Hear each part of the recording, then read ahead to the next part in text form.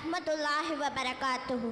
அன்பார்ந்த சகோதர சகோதரிகளே, ஒருவனை நல்லவனாகவும் தீயவனாகவும் மாற்றுவதில் இந்த நட்பு தான் முக்கிய பங்காற்றுகிறது. நல்லொழுக்கமுள்ள ஒரு குடும்பத்தில் பிறந்த ஒருவன் தீய நண்பர்களின் பழக்கத்தினால் ஒழுக்க கெட்டவனாக மாறிவிடுகிறான்.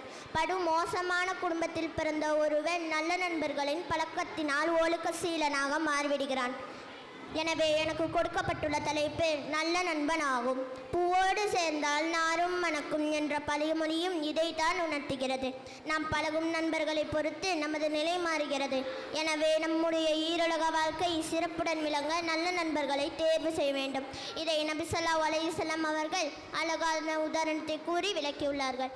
நபி ஸல்லல்லாஹு அலைஹி வஸல்லம் அவர்கள் கூறினார்கள், நல்ல நண்பனுக்கும் தீய நண்பனுக்கும் உதாரணம் கஸ்தூரி வைத்திருப்பவரும் கொல்லனின் உலையும் ஆகும். கஸ்தூரி வைத்திருப்பவரிடமிருந்து உமக்கு ஏதும் கிடைக்காமல் போகாது. நீர் அதை விலைக்கு வாங்கலாம் அல்லது அதன் நறுமணத்தையாவது பெற்றுக்கொள்ளலாம். கொல்லனின் உலை தீயவர்களுடைய நட்பு நம்முடைய மறுமை வாழ்க்கையை எரித்து நாசமாக்கிடும் என்று நபி ஸல்லல்லாஹு அலைஹி வஸல்லம் அவர்கள் குறிப்பிடுகிறார்கள்.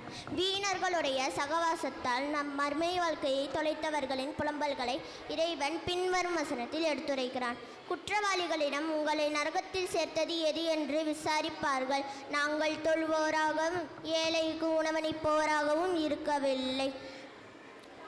பெரும்பாலான நண்பர்கள் வீணாக பேசுவது, ஊர் சுற்றுவது, தியேட்டருக்கு செல்வது போன்ற தீய காரியங்களில் ஒன்றுபடுகிறார்கள்.